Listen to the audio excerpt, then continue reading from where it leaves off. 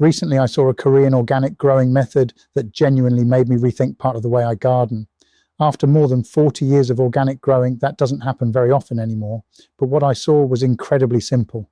Whenever they harvested vegetables, all the outer leaves, roots, trimmings, and many of the weeds simply went straight back onto the bed where the crop had grown. Nothing complicated, no obsession with tidiness. The soil simply stayed covered. And honestly, the more I thought about it, the more it started making sense to me, because nature rarely leaves soil bare.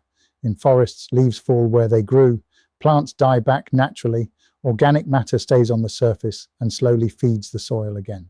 Yet in modern gardening, we often pull weeds, carry material away, compost it elsewhere, and then transport it all back again later. And I've started asking myself whether we sometimes make gardening far harder than it needs to be. Now, obviously, there are limits to this. I'm not talking about invasive weeds like bindweed or couch grass, but softer annual weeds.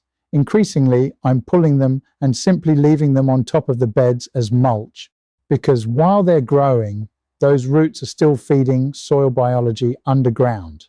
And once cut, the top growth begins protecting the soil instead. Less exposed ground, less drying out, less disturbance. And honestly, living here in Hungary has probably changed my thinking quite a lot over the years too.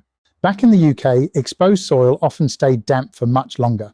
Here, during hotter weather, bare soil can dry out and bake surprisingly quickly. So increasingly, I find myself thinking more about keeping soil covered whenever possible. And actually, that's one reason I haven't rushed to plant out many things yet this year, even though the greenhouse is absolutely full. Tomatoes, peppers, beans, squash, everything is sitting there waiting.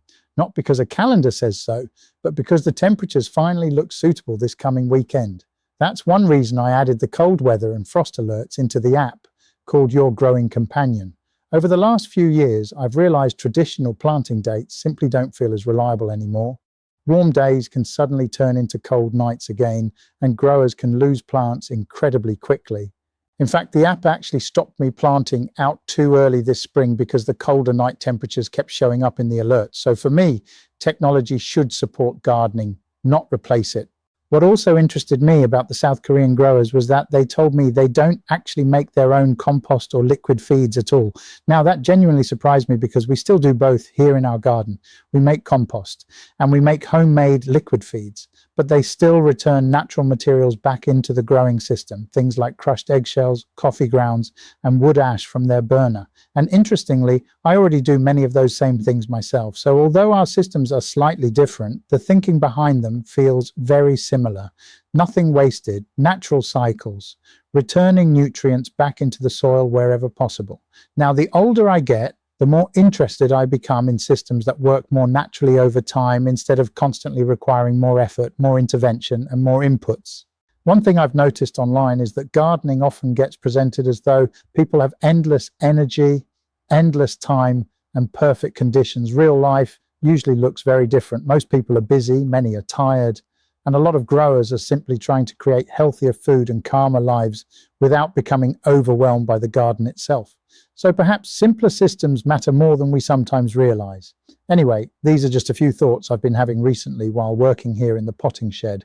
We have had a fair bit of rain recently, and that plus picking up an injury has nipped any plans I did have back a little. But this weekend is the perfect time to get all my transplants out into their final growing positions. Actually, I'd genuinely be interested to know, what are you planting out at the moment? You can let me and others know by leaving a comment below. By learning from others, just like I have with the guys in Korea, we can help each other along the way. Until next time, happy growing.